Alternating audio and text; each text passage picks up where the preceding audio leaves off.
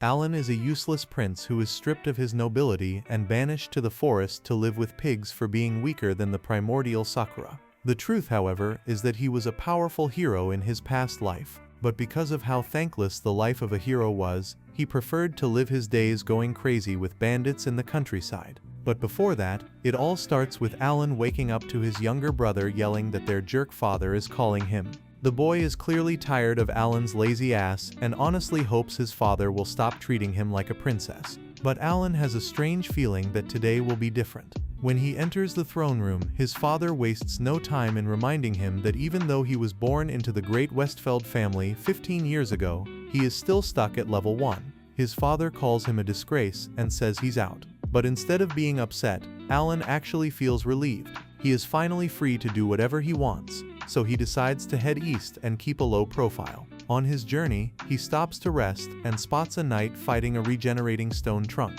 The knight is being destroyed, and the girl with him refuses to run. It turns out that this girl is Princess Lizzie of Adustala. Alan wonders what royalty is doing in a place like this. He then remembers a time when Lizzie defended him when everyone else was mocking him at some ceremony. So he decides he won't just stand there. The knight Beatriz is knocked down and Alan runs inside just as Lizzie screams his name, thinking the game is over. He gets there just in time, and that's when he realizes that someone really did call him. Lizzie wants to know how he made that dramatic entrance, like a cue from an action movie, but Alan is too busy folding the dogs as if they were laundry. He exaggerates with flashy movements and the stone dogs are sent back to the mole. Beatriz is seriously injured, so Alan heals her like a pro, repairing her armor as he does so. Alan then asks why they are there. Lizzie says she had a vision telling her she could prevent something terrible from happening, but it seems that the terrible thing almost happened to her. Alan says they should talk in the broken carriage nearby, and then fixes it with magic as if it were no big deal.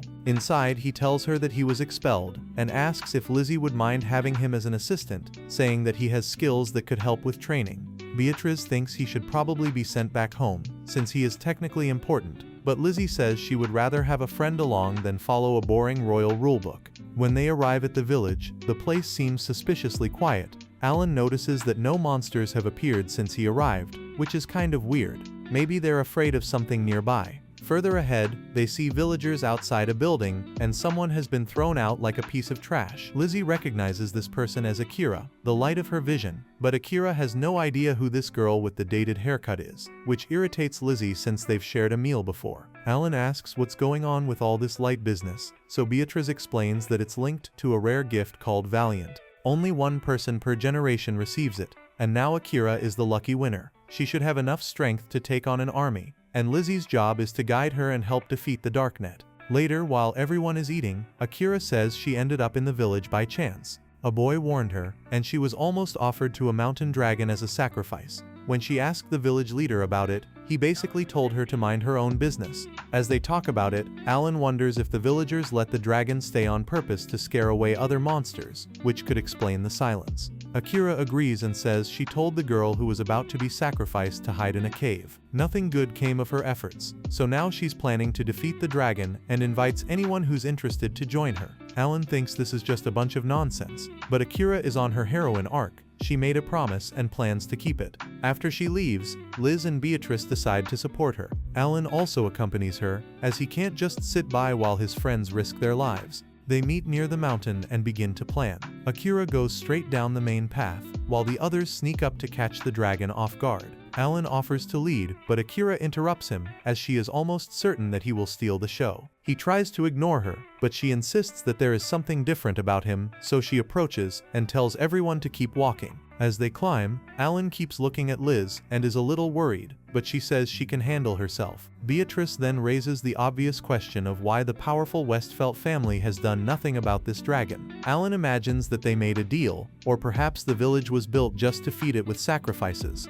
Beatrice admits that this could keep the border calm, but Alan thinks something isn't right. Meanwhile, the dragon senses an attack from Akira. She responds with lightning powers, certain that it will work, but the creature reacts as if it has just received a free massage, and even mocks her. Akira refuses to back down. Then the dragon gives her a frightening warning: others may die. That's when Akira spots the girl she told to hide. Furious, she demands to know how the dragon found her. The dragon says he let the girl escape because he never wanted to eat her. He just wanted to see everyone panic, because apparently he's kind of evil and kind of petty. Akira unleashes her strongest attack, but it's like tickling the beast. The dragon throws her to the ground, laughing at the idea of her being a hero. She lies there like a sack of potatoes, while the dragon fires a massive blast. But before he can fire, Alan appears with Superman's aura and cuts off one of his wings. He taunts the dragon, which makes it angry enough to go after him. Alan quickly tells Libby to stay with Akira, and has Beatrice take the child to safety. Then he strikes with a move called the Killer Sword. The dragon is shocked. Someone with a normal blade actually hurt it. That thing should be a divine tier. Alan admits that it is strong, but after seeing Akira, he is confident that his best move may be enough. The dragon starts playing dirty, using the girls as shields, but Lizette's words ignite Alan. He remembers how he lost hope after being labeled a failure, but now her confidence enlightens him. The dragon fires a massive blast, and Alan hits it with his end-of-the-world move, ending its arrogant existence. Later, Akira wakes up and hugs the girl he saved. Alan still wonders how he went from a quiet life to a dragon slayer in one day. But when Lisette reaches out her hand, he realizes that maybe a little detour isn't so bad after all.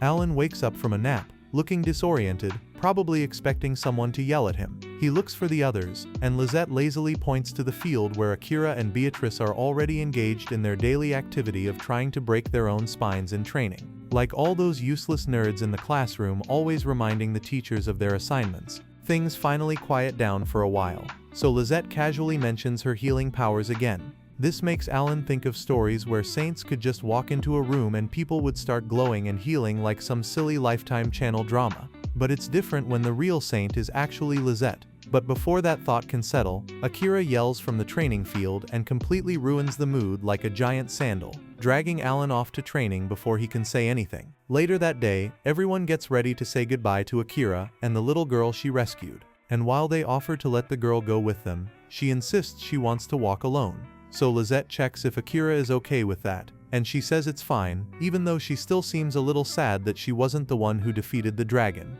But she knows Alan deserves the credit. Alan doesn't think so. He says he couldn't have done it without Akira's help. And to that little girl, Akira already feels like a true hero anyway. Back in Westfeld, Alan's father sits across from a nobleman as they discuss the dragon mess and how Akira somehow managed to escape alive. They convince themselves that someone helped her, so the guy says it was probably the saint everyone is whispering about, making the Duke realize that things may be getting out of his control. Meanwhile, Alan's brother is having a total meltdown, complaining that the clay dogs should have done the job and wanting to send more. But the guy in the suit tells him to relax because those monsters aren't easy to replace, especially the dragon. And even though the guy thinks they're being too slow, the Duke says it's okay. As long as the targets don't leave Westfeld's lands, they'll have another chance soon. They start talking about an elf they've been watching, and the guy in the suit says they'll get her soon. Then when he's alone, the Duke lowers his voice and starts complaining about eliminating all the chosen ones and anyone foolish enough to stick with them. Back on the road, Alan asks about a blacksmith Lizzie once mentioned. She says her friend lives in a border town called Grangholm.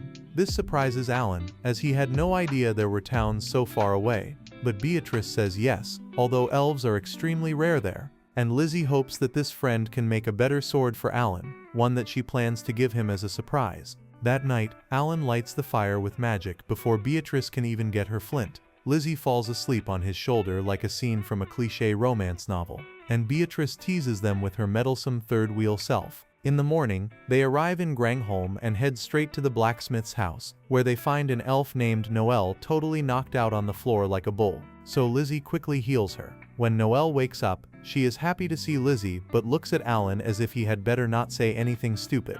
When they ask her to make a new sword, she immediately claims to have a busy schedule, until she sees Alan's sad excuse for a weapon barely holding together as if powered by hope and prayer. Suddenly, she is interested. Noelle then tells Alan to choose between getting something stronger than a holy sword or the best weapon she has ever made. Few people can use equipment with the energy of the final boss, but she already knows that Alan can. He immediately agrees, and Noelle kicks everyone out, slamming the forge door as if she were about to cook something diabolical. Inside, she lights the fire and cleans the work area, thinking of Vanessa, the old dwarf who raised her. Vanessa never taught her, but she was always around. Watching and helping was enough. Even though Vanessa hated teaching, she became Noelle's greatest influence. Now Noelle promises to make something even better than the sacred blade. Outside, Liz is worried that Noelle might faint again.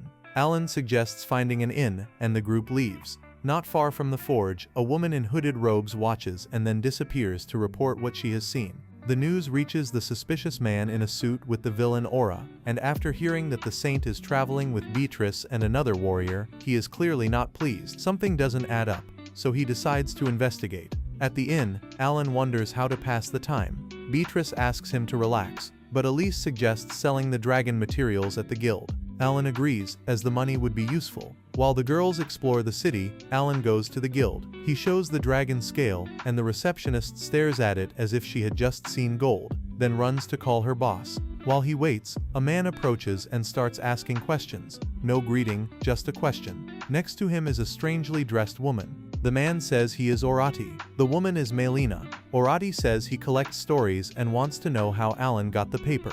Alan says he fought a dragon with help. Before the conversation can continue, the receptionist returns with the results. But when Alan turns around, the two strangers are no longer there. Outside, Orati considers Alan to be a Verita. Melina simply says she doesn't like him.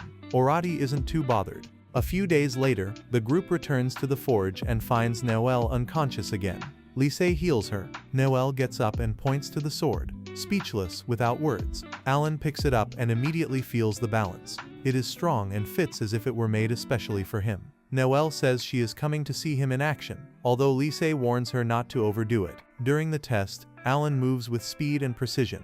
Noelle watches everything. She mentions how elves don't usually become blacksmiths. Alan imagines it's because of magic. Noelle says she doesn't know her way. Vanessa found her one day. She starts to say more but then runs off. That's when Orati shows up again asking more questions. Later, Noelle takes Alan into the forest. The place seems strange. Alan dispels the fog and a huge wolf appears. Noelle freezes. It's the same one that swallowed Vanessa. She begs Alan to use this new sword and put an end to this beast. In the past, Noelle was just a chatty brat, always begging for Vanessa's attention. A grumpy old dwarf who treated her hammer like it was her own child. One afternoon, Noelle started whining about being hungry, hoping that Vanessa would at least look at her. But the hammer continued to swing as if it had plot armor against interruptions. After a few hours of being treated like background noise, she gave up. She found some bread and hid in a corner. Once her stomach settled, she got bored again and asked Vanessa how she could tell all the tools apart. But silence answered, that only made her more irritated. So she tried to pick up one of the giant swords lying around, probably thinking she was in some epic anime training arc. But it was too much for her, and she lost control, knocking over a whole pile of stuff with her. Even so, Vanessa's focus never wavered. Noelle threw herself on the floor next to Vanessa and started complaining about how boring the work was. The next morning, Noelle lay under the blanket listening until Vanessa finally stopped hammering and took a step back to admire her masterpiece. Back in the present, Noelle is in the forest with a huge wolf right in front of her. She tells Alan to end it, but he refuses. The wolf isn't hurting anyone. Revenge won't help. Noelle takes the sword back and grabs it with trembling hands. She prepares to attack, but Alan tells her that Fenrir's barrier won't be broken by anything ordinary, not even with her best work. If she wants a victory, she will have to go beyond even the sacred sword. He leaves her thinking about it and returns to the inn. There he tells Lissa and Beatrice what he saw. He believes that Fenrir wasn't just hiding, he was hiding on purpose. Then he asks if they took care of their business. Lissa explains that 3 months ago, General Cyril, one of the kingdom's leading warriors, was found dead, decapitated, with no signs of a struggle. Not even magic could decipher it. The only remaining guest was Damon. The search brought them here, and now the pieces are starting to fall into place. Far away at the border, Milena appears shaken. The one who found Fenrir is not just a lucky maiden. She runs back to Horus, who decides it's time to act. His next task is to kill the elf and the saint. Milena hesitates, but she is apparently under a slave's spell and must do everything she is told. Horus activates the spell only to tighten his control over her miserable life. Back at the forge, Noelle works tirelessly. Alan's words continue to echo in her head. If the sword is good enough, even Fenrir can fall. She pushes herself beyond her limits and once again, like a sack of potatoes, collapses. In a nightmare, she sees Vanessa being devoured. Then Akira appears, wounding Fenrir. Noelle wakes up, grabs the sword, and marches straight into the forest. Noelle finds Fenrir again, but the beast won't even let her take her first step. She throws her against a tree as if she owed her money. From the shadows, Horus emerges, surprised that she is still conscious after that kind of blow.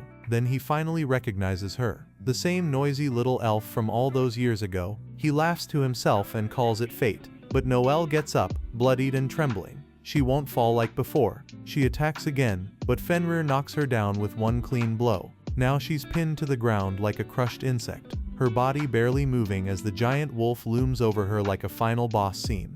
Behind him, Horus watches proudly. He tells her to stop wasting her gift and join him.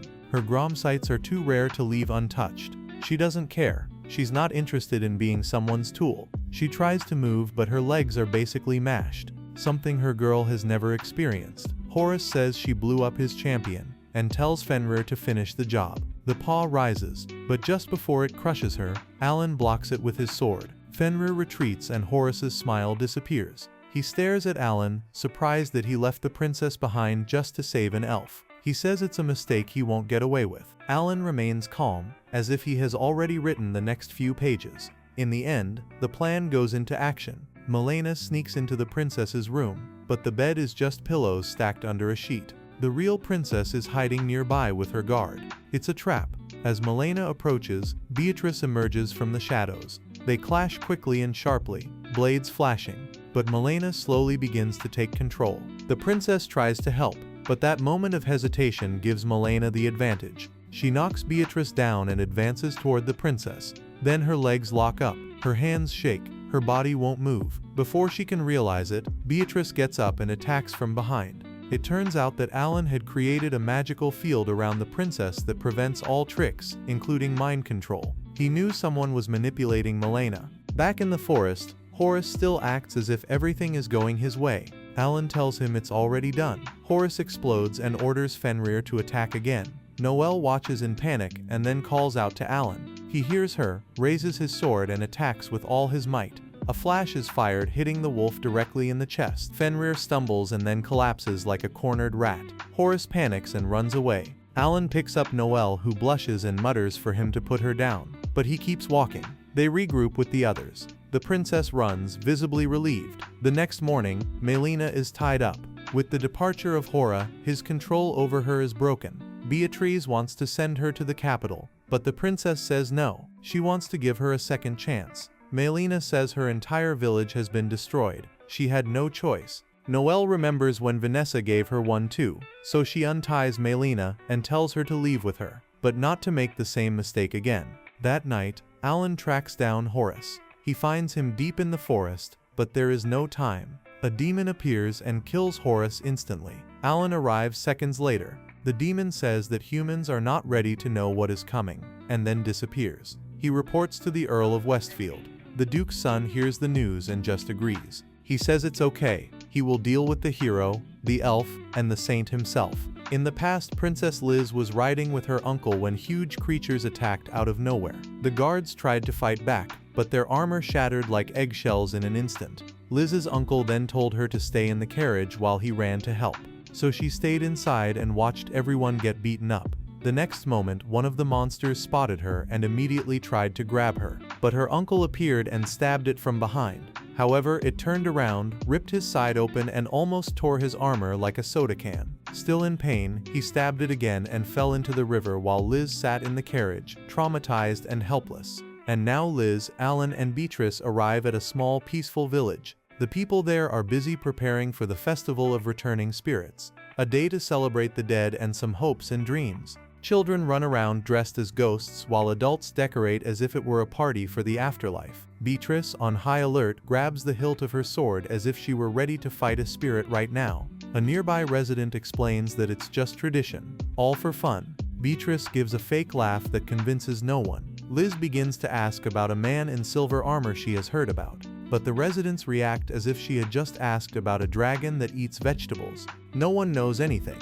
She looks a little disappointed, and Beatrice begins to wonder if this ghost knight really exists. Alan remembers hearing about him at Noel's forge. The guild has no information, but one of Noel's customers claims to have seen a knight covered in blood wandering around a cemetery. Some say he is a spirit wronged by the royal family. When a loud crash echoes nearby, Beatrice almost jumps out of her armor. She coughs immediately, trying to protect whatever dignity she has left, and begins to pretend that she hasn't just lost a million or a point. Noel and Mylene then tease her fiercely about her fear of ghosts. Liz suggests that they check the cemetery, so Alan and Beatrice agree, albeit a little uncertainly. Alan speculates that it may be linked to the royal family's black magic. At nightfall they walk to the cemetery. Beatrice already has her sword drawn. From the shadows a silent villager appears, standing with a blank stare. He leads them to the village chief's house, says something vague about just passing through, and then leaves. The chief welcomes them and says he has never heard of any ghost nights.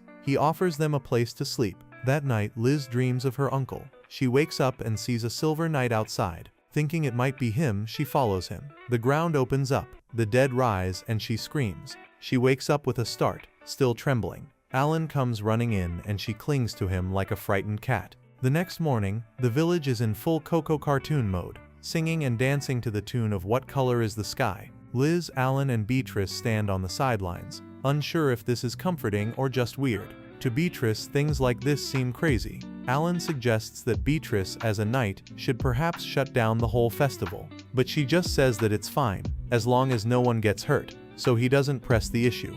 The same strange guy from before appears again and casually invites them to dance. As Liz passes by, she tells Alan and Beatrice to go ahead and have fun. So Alan checks the area with his magic eyes, and when everything seems clear, he runs off as if a festival had turned into a side quest. With Beatrice right behind him, Liz hesitates for a second because she smells something strange again. Just like before, and the moment she turns around, she hears her name and sees a knight in silver armor walking through the crowd. So without even bothering her last 2 brain cells, she runs after him straight into the dark forest. That strange smell from the dream hits her even stronger now. And when she looks up, her uncle is standing there, looking like he's lived in a cave covered in dirt and dried anger. He tells her that following someone alone through the forest is a terrible idea, but she dodges him and calls him father, only for him to remind her that he is her uncle, not her father. She tells him that the palace has been looking for him since the day he disappeared, wanting to know what happened. He says he's hiding because he's angry not just at one person but at the entire royal family, and then makes the kind of revelation that seems to belong in a season finale. He claims that the king and her real father are planning to wipe out anyone born with rare powers like hers, calling them dangerous tools of God that could ruin everything one day. Her uncle reaches out and tells her to go with him, but she says no because she still believes that people can fix things without fighting, and even reminds him how he once said that trust was stronger than fear. But soon after that he floats in the air with a scary smile and says that even if she dies, her body will still be useful, then swings his sword at her without warning.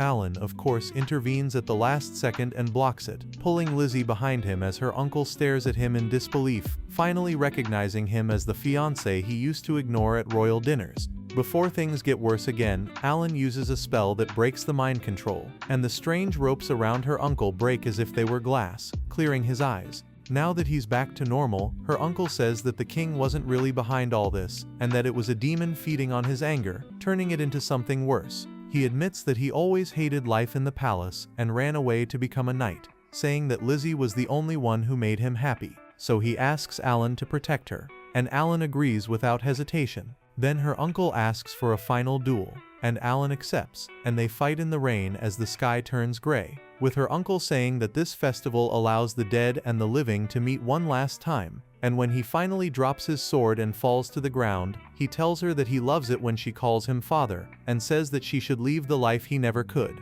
Back in the village, Alan realizes that the villagers are dead, and the cheerful leader is a demon using the festival as a cover. He kills him, takes his shiny crystal, and leaves knowing that he is not the last boss. Somewhere far away, the king and Brett are furious that the plan has failed, but they are not worried yet, because they still have one last reinforcement, and this time it's serious, because General Cyril has returned. Brett remembered the day his mother died, and how his father immediately became depressed after that. Once little Brett tried to show him a cool rock he found, His father didn't even bother to look at the boy before calling him a useless piece of trash and crushing it because he didn't even understand why. And then he heard the maids laughing at him behind his back, so he ran to hide somewhere quiet, and even though his brother Alan tried to cheer him up, Brett pushed him away, because by then he was sure Alan was faking it, just like his father. Years later, Brett realizes that he's not really a failure, but remembering these things again just drives him crazy, so he storms out of his room and finds his father in the throne room laughing at some message about revenge, against the kingdom, against the gods. And as his father burns marks into a map with fire, Brett finally sees the truth. Only he deserves to rule, not his pathetic family. Meanwhile, throughout the kingdom, people are whispering about General Cyril supposedly returning from the dead. And when Captain Edward and his soldier Clark hear the rumors on patrol, Clark gets nervous. But Edward figures someone is probably spreading false news to stir up the people. And whether it's really Cyril or just some imposter, their job remains the same: to protect the kingdom as Cyril would have wanted. Edward tells Clark that they have to honor Cyril's legacy, and Clark agrees. But then a hooded guy comes out of an alley and Clark almost stabs him before Edward recognizes the Archbishop, who says he needs to talk in private. And even though Clark doesn't trust him, Edward tells him to come back and follows the Archbishop deeper into the alley until they reach the training ground, where the Archbishop suddenly disappears, and Craig appears behind Edward out of nowhere, swinging at him. But Edward blocks it as if it were nothing, because he knows Craig's trick. Craig smiles and says that Edward is as sharp as ever, and Edward is not surprised because they have a long history. Although it is strange to see Craig now after all these years, especially since the last time they met was at Craig's wife's funeral, and before Edward can ask why he is there, Craig drops a bombshell. The Archbishop works for them from time to time and attacks again, laughing about how they used to fight like this all the time. Only this time Craig says he doesn't even need a sword anymore, which leaves Edward completely perplexed. In the carriage, Brett keeps thinking about his mother's funeral and asks Alan why she is sleeping, and Alan simply replies that she is dead and that everyone dies someday, making Brett cry until Alan tries to hold his hand as if that would magically solve things. Later, Brett asks what failure means, and when Alan says he doesn't think Brett is a failure, Brett yells that he's lying because his father said otherwise. Years later, when Craig praises Brett's strength and calls him his true son while dismissing Alan as a failure, Brett feels bad for Alan, but also stupidly happy to finally be the favorite. When they were teenagers, Brett hated how Alan never reacted when people insulted him, and when Alan congratulates Brett on his achievements, Brett just scoffs because he doesn't want praise from someone he considers weak. So he declares himself the true leader of the family, and Alan just says okay, but warns him not to screw it up, which Brett now randomly remembers as the demon appears in front of him, smiling because everything is going according to plan. The demon asks for an update, and Brett says he used the Archbishop as bait to lure Edward, which angers the demon because Edward's stupid gift allows him to cancel out other powers nearby, making him almost unbeatable in a fight, and that will really mess up their plans if they don't figure something out fast. Edward being around is risky, but Brett isn't worried because Craig will deal with him, and with Edward out of the way, Brett can finally use his own power without holding back, though he wonders if this time it will actually work for the demon, since all his previous attempts have failed and burned out. Then another demon shows up announcing that the hero has arrived, so they decide to boost Brett by sharing some of their power with him, and Brett vows that this time he won't mess up, feeling like he's finally left his old weak self behind for good. In the city, Akira keeps Sarah close as they make their way through the crowd, promising to take her somewhere safe once things calm down, unaware of the demon following them until she hides in a quiet place and suddenly turns around calling out to her pursuers. She felt their murderous vibrations the whole time. The demons are strangely pleased that she noticed, saying it makes their job easier, and when Akira prepares to fight they just laugh and say it's not about strength. Then one of them points at Sarah and activates a magic mark on her, explaining that everyone in her village has these marks, and if he shoots a fireball at her she will explode instantly, so Akira wants to die with her or run away. Sarah tries to push Akira away, but she stubbornly refuses to leave. Meanwhile, Clark is acting suspiciously on patrol, and the other knights try to calm him down. A demon appears out of nowhere, and when the knights move to attack, Clark yells at them to stop because it's useless. But the demon claims he is not there to fight, he wants to reveal the truth about their world. At the same time, on a balcony, the Archbishop and General Cyril, who is basically Brett's cheap, improvised puppet, begin preaching to the crowd that their powers are not their own, but currents from the gods, and the only way to free themselves is to abandon them completely, which makes people hesitate until Cyril calls Brett to join them. Brett points to a huge wizard dragon nearby, calling it an unstoppable force worth 1,000 soldiers, and when the crowd begins to believe, he boasts that his puppet power can give them that kind of strength too. The Archbishop said they would abandon the gods and enter a new era with new powers. That's when the demon reveals itself. And just before anyone panics, Brett informs everyone that the demon is his ally, and the one who will give them strength. Since they are all just robots with very poor processing units, they accept and admire Brett as if he were their new god. Back in the fight, Edward is getting his ass kicked by Craig, who finally lands a solid blow and mocks him for not knowing when to quit. But Edward realizes that Craig's power level is too high now, and Craig brags that with enough spiritual energy, you can even kill God. Meanwhile, Clark is getting beaten up by another demon, but stubbornly keeps getting back up, surprising the demon until Beatrice shows up talking about knights being glorified idiots who die for nothing. When Craig finally knocks Edward down for good and tells him to stay down, someone else approaches. Craig assumes it's backup, but it's actually Akira in disguise, which surprises him because he thought she was dead. She mentions that Alan removed Sarah's curse just in time, and while Brett is enjoying the crowd's adoration on the balcony, Alan suddenly appears calling his name.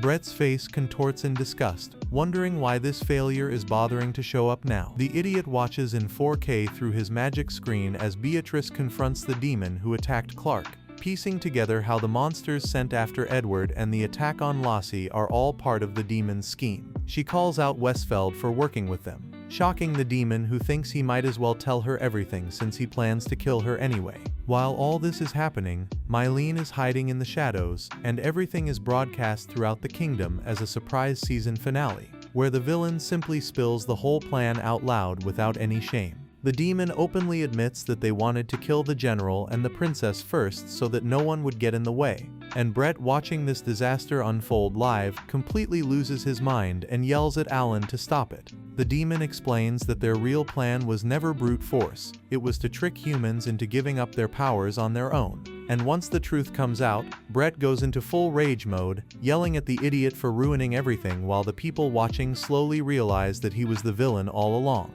He really would have gotten away with it too if it weren't for his meddlesome older brother and his domineering group. Princess Lizzie steps forward and tells everyone the truth, saying that Brett was already threatening them behind the scenes, and that all those fancy protective beasts of theirs are really his squad of henchmen. And once the crowd hears this, his fan base drops to 200. Brett struggles and tries to use puppet magic to control the knights again, but Alan snaps his fingers like a final boss, and all the magic strings break, freeing everyone, even the Archbishop and the General. Brett, now completely desperate, starts summoning monsters left and right, and although Alan feels guilty deep down for not being able to save his little brother from all this, he knows he can't let him continue. Brett even tries to control Alan directly, but Alan grabs the strings in the air and pulls him in for a punch so hard it almost knocks him out. The puppet show is over. As Alan prepares to end things, Lizzie kneels beside a frightened child and comforts her, but she keeps looking at Alan, worried that he might regret everything later, since his father once called him a disgrace.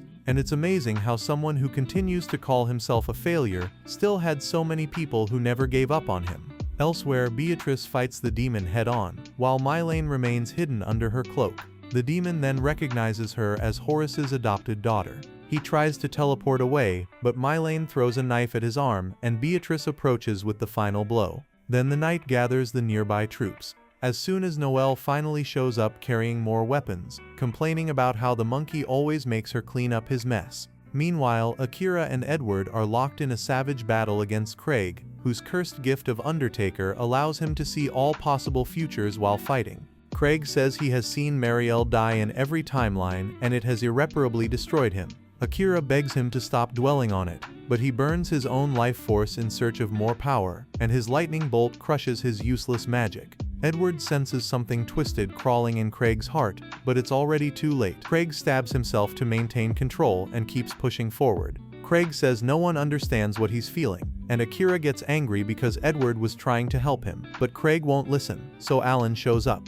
Craig laughs because in his eyes Alan has always been a joke. Alan says he wishes he could change the past, but even now he refuses to give up on people. Craig tells him to get lost, but Alan doesn't move. Craig attacks, but Alan easily passes through him, and Craig just stands there, stunned, wondering when Alan got strong enough to do that. Alan says that maybe he is a failure, maybe he always has been, but even so he's not giving up hope, and he knows Mariel wouldn't want that. Craig loses control and hits him with black magic, sending Alan into a pit of old memories. Inside that space, Alan sees everything. Craig's pain, his love for Mariel, and all the moments he buried. He almost gives up, but then he remembers the people who were still waiting for him, and with that, he breaks free and lands a powerful blow filled with all his magic. Craig's demonic energy breaks through, engulfing the entire city like an explosion of feelings. Alan dives into Craig's mind, breaks through the hatred, and finally reaches him. A butterfly lands on Craig as he disappears, finally at peace.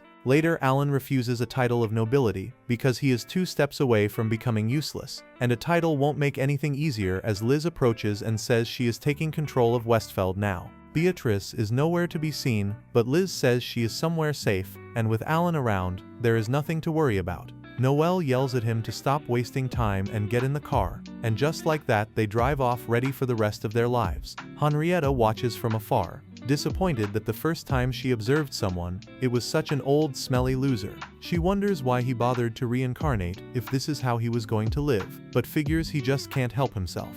In his former life, Alan used to be a hero, but at some point he got so fed up with the whole hero thing that he made a request to the angel to never be a hero again and just live a normal life. Upon hearing this, the angel begins to cry and ends up granting his wish. Then he wakes up and realizes it was just a dream. He goes downstairs and Liz has already finished breakfast. She wants everyone to eat together, and Alan is fine with that. Shortly after, Mylene and Noelle show up, but Liz is immediately annoyed when she sees what Noelle is wearing. Basically nothing. Alan tells Noelle that she should probably wear more clothes at the table, but Noelle says she's comfortable like that, and Alan has seen her dressed like that several times before. Liz stares at Alan in confusion, then starts asking if this is really true and won't let it go. While all this is happening, Liz says Alan should help her with the paperwork today, but Mylene interrupts and says he's going out with her.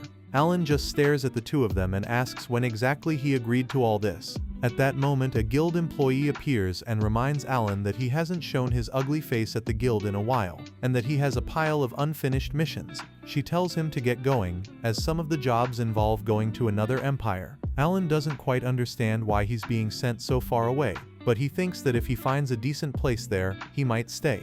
Noelle hears this and says she'll go along too, since the Victoria Empire has a bunch of skilled blacksmiths, and she can learn something. Alan asks why she wants to go along as his #1 fan. She tells him that traveling alone is boring, so it makes more sense for everyone to go together. Alan simply agrees, and that solves the problem. He talks to Lizzie, who says she has a lot of work to deal with, but finds out that she has already called Beatrice to take care of everything in her place, so she can go too. Beatrice pouts like she's my girlfriend whenever I restrain her. They all get into a carriage and begin their journey to the Victoria Empire.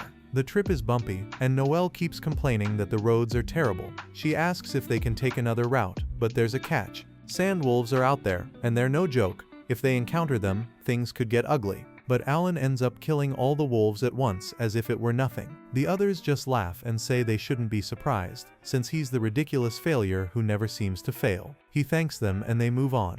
Later, Noelle randomly asks about Henriette, who she is and how Alan knows her. He says she is the daughter of the Imperial Duke. Lise also knows her mainly from rumors, but has never met her in person. When they meet Henriette, she recognizes Lise as a princess, but she also remembers that she is the Duchess of Westfield, so she wants to know what she is doing there. Lise just says she came to take a look at the city, but Henriette insults her by saying she can't even speak properly, and walks away. Alan follows Henriette alone, telling the others that they can go ahead and take a look at the city. Something about that whole conversation seems strange. When he catches up with her, he asks why she's telling him all these things. Henriette seems confused, so he just says it bluntly. She used to be an angel and has a connection to God, so what's the problem? Henriette finally tells him that in her past life she cared deeply for him, and when he asked for a peaceful life, she was the one who made it happen. Alan hears a noise in the city and sees a guy running as if he were being chased by ghosts. When Alan interrupts him to ask what's going on, a dark energy suddenly bursts out of the guy and kills him instantly. Alan realizes that it is demonic magic, but before he can explain anything, the Black Knights appear and arrest him on the spot. The captain, a serious-looking girl, demands to know why he killed the man. Alan tells her that it wasn't him, that a demon did it, but she doesn't believe him and orders him to approach her silently. Before they can drag him away, Alan disappears into thin air, leaving everyone shocked. The captain quickly orders her knights to close the city gates so that no one can escape. It turns out that Mylene saved him and brought him back safely. Henriette also appears and scolds Alan for causing trouble, saying she literally warned him to behave. Alan looks at Liz and asks how she got there. Liz says that Henriette told them Alan was in trouble, so she asked Mylene to go get him. That's when Alan finally realizes that Mylene must have demonic powers, which probably explains why none of the knights noticed her sneaking in. The atmosphere is tense, and Alan tells everyone that they really need to leave before things get worse. But Henriette points out that the city is already tightly sealed off and escape is not an option. Everyone starts trying to come up with a plan, because hiding forever isn't going to work. That's when Henriette suggests that everyone stay at her house, so they follow her to her mansion. When they arrive, her butler casually mentions that Henriette invited them over just as a joke. She gets all nervous and tells them to come in quickly.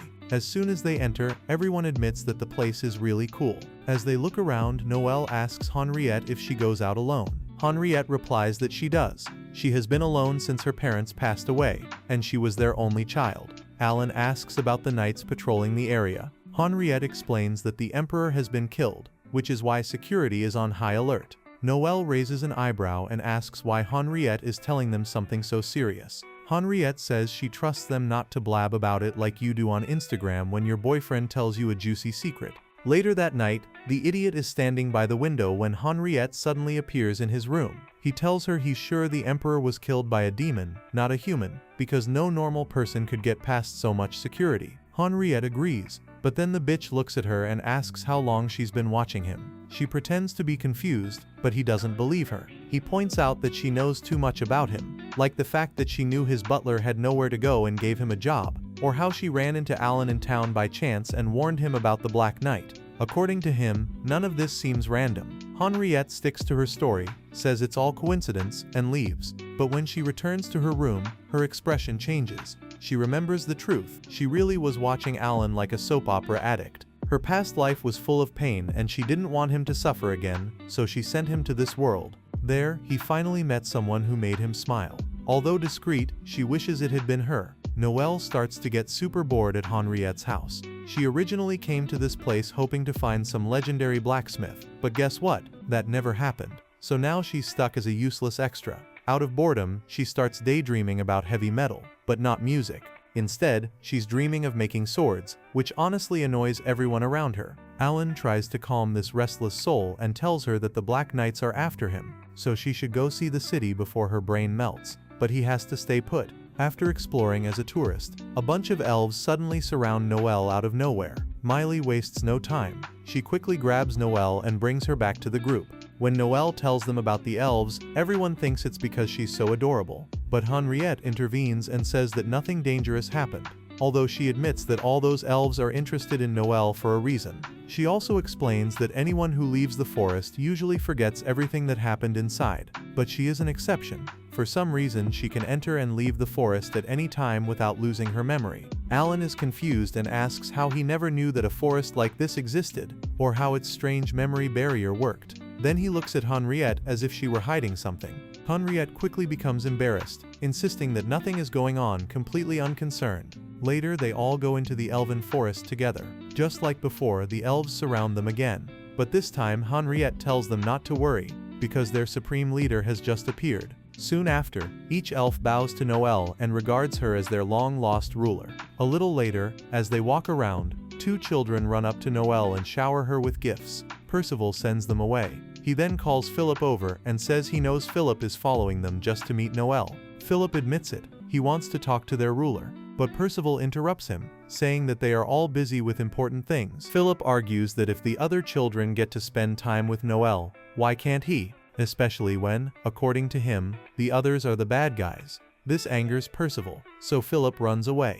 Noelle later asks Percival what Philip meant by bad people, but Percival avoids the question, and they all just move on without an answer. Elsewhere we see Captain Rizar of the Black Knight snooping outside the mansion. Then a guy named Oswald shows up, and she tells him not to make the situation worse than it already is. Back in the Elven Forest, everyone is in celebration mode. The elves are throwing a whole party just because Noelle is back. Percival pulls Alan aside and tells him that now that Noelle is back, they will regain their mojo. Without their ruler, they are basically headless chickens. She is the reason their community survived. Percival then tells him that Henriette helped make all of this possible. She was the one who told the elves about Noelle, how she became a blacksmith, and even gained fairy powers. After hearing this, Alan thinks to himself that Henriette hasn't changed at all. Even in the past, she always tried to help people. Percival adds that Henriette also taught them about the outside world, its culture and its people. This was so that the elves could feel more comfortable leaving the forest and meeting outsiders. Alan then asks Percival about the demon children from before. Percival hesitates for a moment, but finally says that strong people can usually sense a demon's aura. Alan tells him that he doesn't hate demons or anything, but he knows there's a reason the elves are living with them. Then he asks directly if Henriette is involved in all this. Percival tells him everything. 3 years ago, Henriette brought demon children to the forest. At first, the elves didn't like it, but Henriette scolded them about accepting everyone if they wanted to grow. Slowly, they agreed, until the elves finally agreed with her, and over time, their mindset began to change. Later that night, the group sat down to talk. Myling asked Noelle if she plans to stay there. Noelle replied that she wasn't sure yet. After that, everyone went to their rooms. As Alan walked away, he subtly signaled to Henriette. Meanwhile, Noelle began to reflect. When she was with Vanessa, her only goal was to help her create a divine sword. Now that she had finally done that, she wasn't sure what to do with herself. She ends up going out for some fresh air. Alan watches her silently from the window. At that moment, Henriette appears in Alan's room and wonders if tonight is the night. But Alan decides to keep the video PG rated and says he just wanted to talk in private.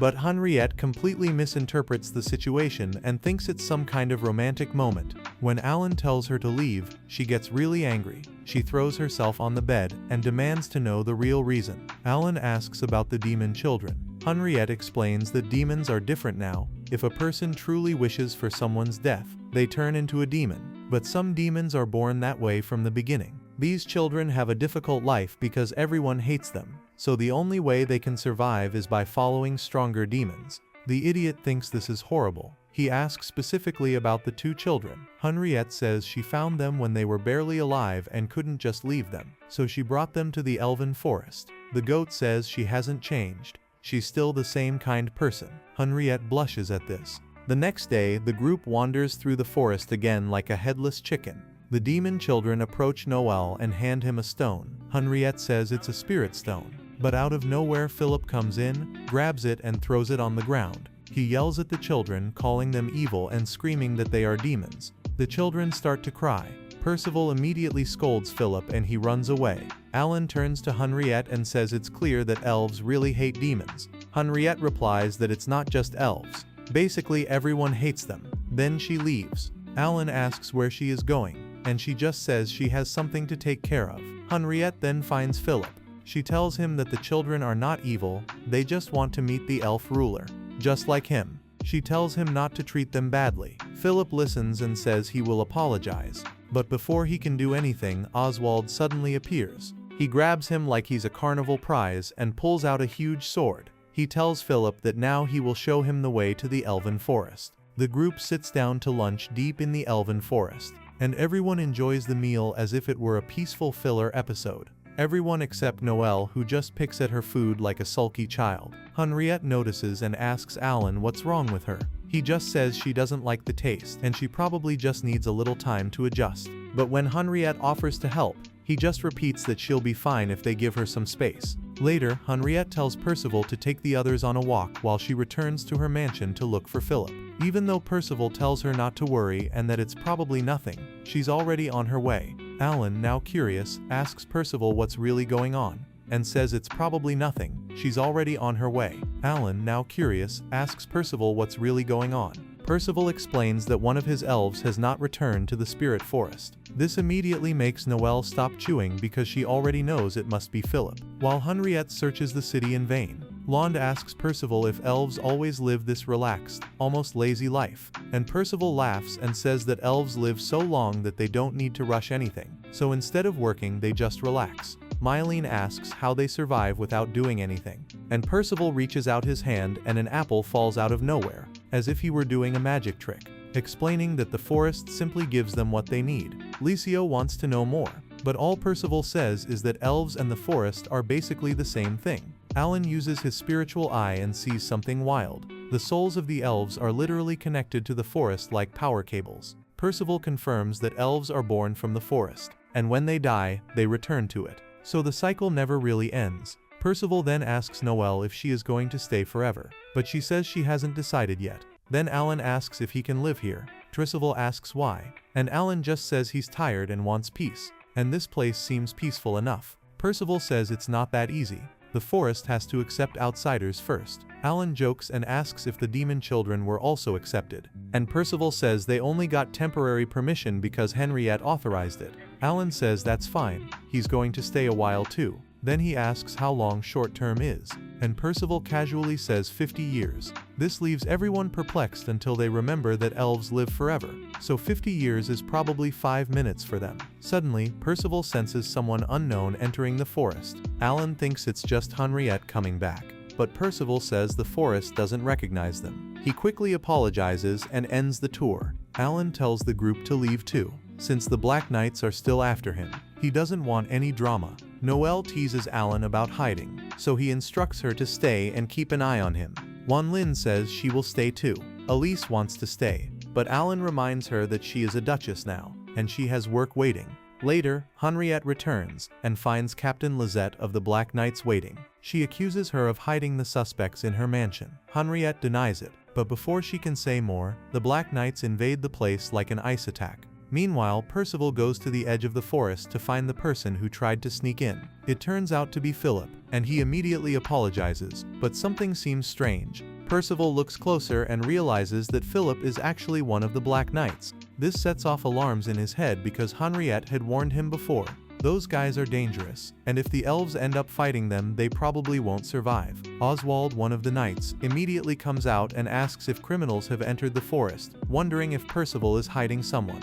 Of course, he is referring to Alan and the other one. Percival remains calm and firmly says no, but Oswald doesn't believe him and suddenly attacks, just as things are about to get ugly. The two demon children appear out of nowhere. Noelle discovers from the forest itself that those children are in trouble. She and Milena go to help. Leah, watching them leave, turns to Alan and asks if he is okay, and he tells her he is fine. Then the two quickly follow him to see what's going on. Back in the forest, Percival protects the demon children and tells them to run. He stays behind to face Oswald, but the guy is strong. He continues casting magic spells non-stop, and Percival ends up seriously injured. Oswald then turns his attention to the children and prepares to kill them. But out of nowhere, a hammer hits him in the back of the head.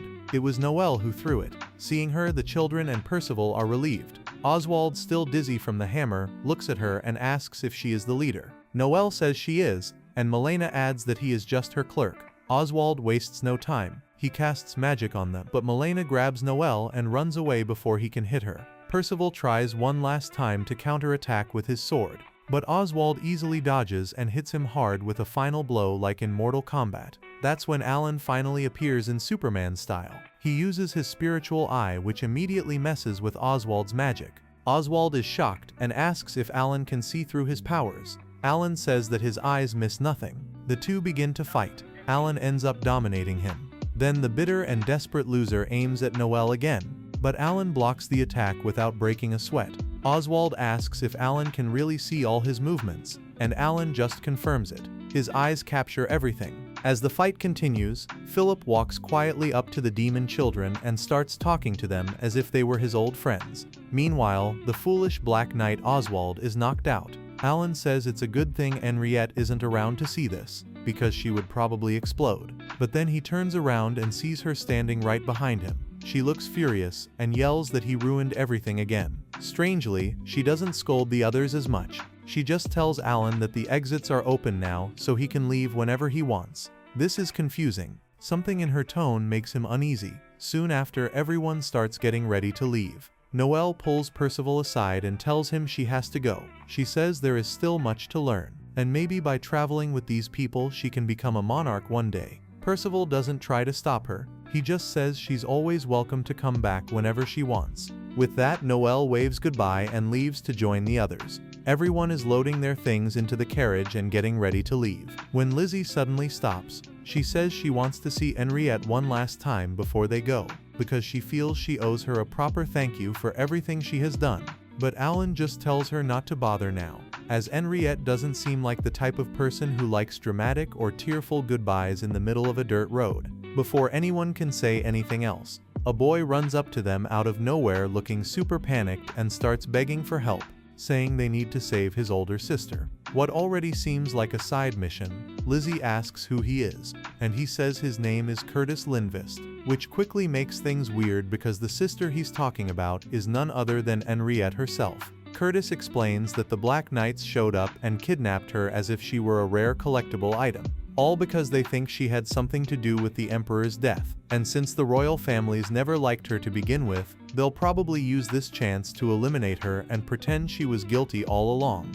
They all go to a nearby cafe to talk more. Curtis goes into detail, saying that most nobles hate how smart and useful Henriette is, so they were waiting for a reason to get rid of her without looking bad. Noelle doesn't hesitate. She immediately says they should help her clear her name, but Curtis warns them that it won't be that easy. Since the royalty already sees Henriette as a walking threat, Lizzie can't understand how anyone could hate someone like Henriette. Curtis says it's because she's too good at what she does, and people who don't fit into that category usually hate that kind of thing. Allah then asks if Curtis has any family members who can help, but Curtis says they've been alone for a long time and no one is coming to rescue them. Lizzie starts to remember when Henriette said she was an only child, which makes her wonder how Curtis could be her brother. So she starts to get a little suspicious, like someone in a detective anime. But before anyone starts accusing him of being a shapeshifter, Curtis apologizes and says he only said that because he didn't know who else would help, and that they seemed like people who really cared about Henriette. Alan tells him they need to think about it first. Meanwhile, Henriette is stuck in a carriage with Lisette, who continues to act presumptuously. While Henriette complains that she should be treated better as a noble, Lisette says she's just following orders, or her head could be launched like a cannonball. Henriette says that if her friends get hurt, Lisette will be the target. Later they meet Curtis again, and this time he introduces them to a coachman he trusts. As they ride toward the Imperial Kingdom, Curtis looks around nervously, as if something might jump out at them. He tries to ask Lisette what she and Noelle were whispering about earlier, but Lisette lies and says they were talking about how cool the carriage looked. Alan isn't fooled in the least, and if he was really her brother, Curtis finally tells him he's not her brother, he's her cousin, or maybe just adopted. He's not even sure, but anyway she's like a sister to him, because when no one believed in him or thought he would be anyone, she was the only one who supported him. So when he saw them with her earlier, he figured they were close enough to help. That answer seems to satisfy them, and they decide to proceed with the rescue. On the way, Noelle teases Alan about how close he and Henriette are. She asks if there's something going on behind the scenes. Alan immediately ends the conversation. Back with Henriette, she remains calm, even though she is being taken away as a cartel criminal.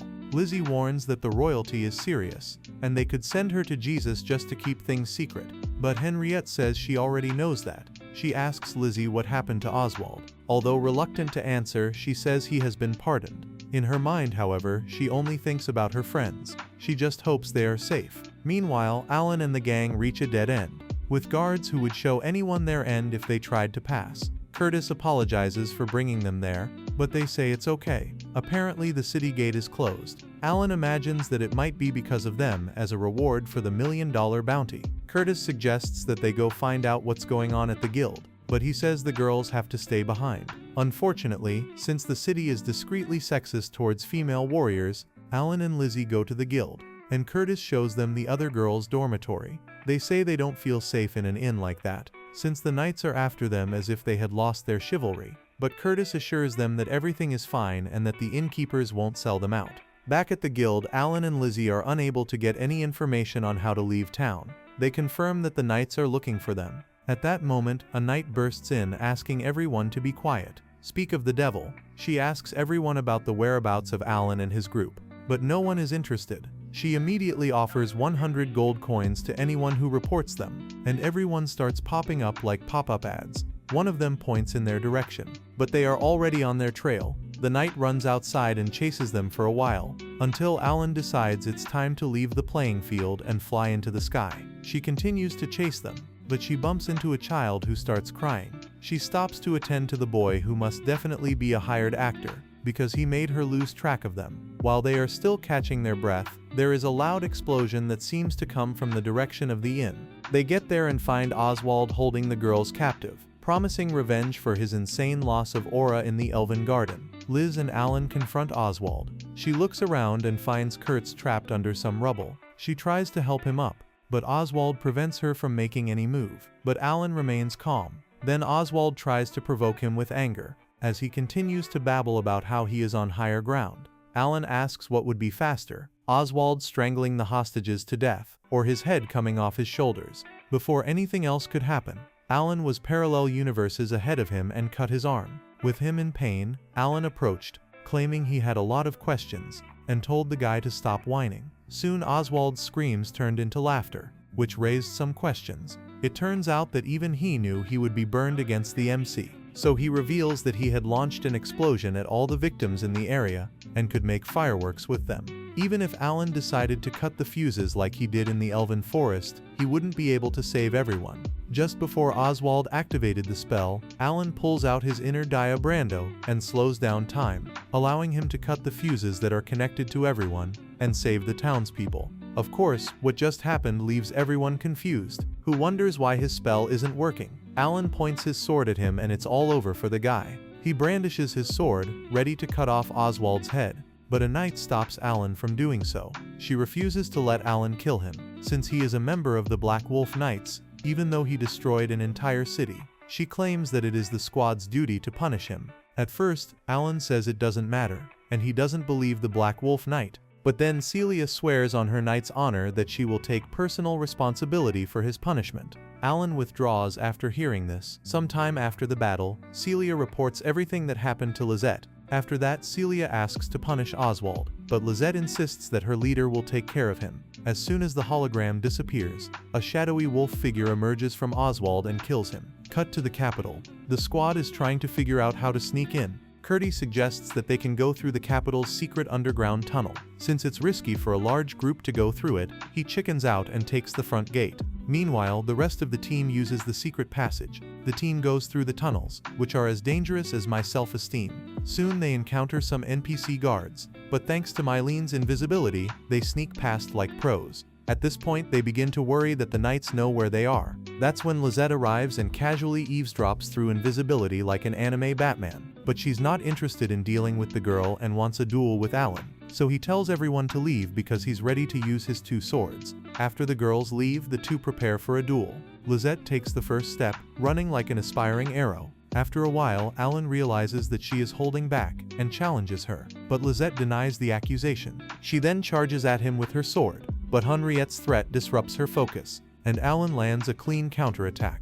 Before they can transform into Super Saiyans, the tunnel begins to collapse, and the two dive in. Lisette and company notice smoke coming from the direction of the underground tunnels. They fear that their collective passion is dead, but thanks to the power of the plot armor, Alan manages to return alive and well. Curdy suggests they rest, but Alan makes a blue light with his hand and leaves for a random side mission. Meanwhile, Henriette is relaxing in her room reading a book until Alan's wild scare surprises her. He teleported to her location to rescue her, but Henriette informs the idiot MC that she cannot be executed as head of the Limbist family. Upon hearing this, Alan realizes that he jumped to conclusions. This makes Henriette wonder if he was worried about her. He doesn't even hesitate, just says yes, and Henriette stops him from answering. She tells him to leave and not to worry, so Alan says goodbye to her and teleports away. The next day, the squad meets again. Curdy reveals that if they rescue Henriette, it could lead to all-out war. This means they must leave the Empire without doing anything. However, all the girls disagree with this plan. Curdy then promises that she will definitely think of something to save her, and begs for their trust. That's when Alan stands up and says they should go. Curdy goes to find Henriette in her cell, and reveals that he set it all up himself. She doesn't believe him, and that's when Curdy demonstrates his power. He then makes the most cursed proposal to become emperor and marry a member of the Lindvist family. Unfortunately, Henriette gives up on her brilliant idea and goes straight to sleep. Curdy then gives her time to think about everything. After Alan and his team leave the capital, Lisette goes to Henriette's cell and gives her a book about heroes. It turns out that Henriette has always been a staunch fan of heroes since her past life, but she always hated how the hero died in the end. So she tried her best to guide Alan through life as if he were Zelda's ship, but nothing changed for him. Later, Curdy disappears again. Still sympathetic, she would rather die than work with a loser like him. So he starts listing threats as if reading a list of villains, including sending an assassin to kill Alan. But none of it is convincing enough. With no other option, the man runs off and attacks Henriette in a way that Andrew Tate would be proud of. Then he realizes he's messed up the bag and runs away. Meanwhile, Alan's team stocks up on supplies. After sending Marlene and Noelle on a mission, Alan checks in with Lisette. She is excited to rescue Henriette, whether she likes it or not. Even the nearby knight agrees with this point, and the two recognize who it might be. Back in the cell, Curtis returns, and this time he's completely insane. Looking completely crazy for Scooby cookies, he begs Henriette to rule the empire with him. Then he runs towards her like Diddy when he gets his hands on baby oil. But Henriette refuses as always. Since that is her decision, Curtis creates shadowy hands and uses them to strangle her. Just before the situation reaches the peak of anime violation, Alan makes his entrance as master of ceremonies and frees her, like the hero we came to see. Then we discover that the mysterious knight from before was actually Celia, and she was fed up with Curtis's bold villainy. Some time ago, Curtis made a request to a supernatural horror that he wanted Henriette to be his. Then the entity opens a portal, and casually throws the Emperor's head out as if it were same-day delivery on Amazon. Now Curtis realizes that the crown is at stake, but he didn't think he would be admitted into the royal family.